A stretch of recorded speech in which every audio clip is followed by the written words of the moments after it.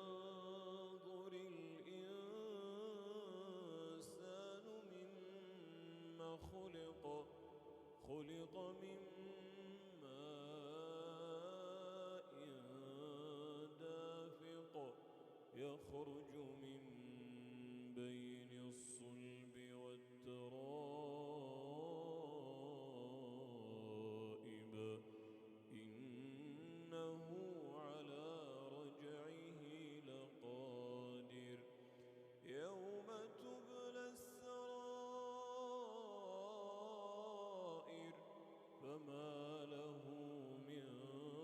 قوة ولا ناصر والسماء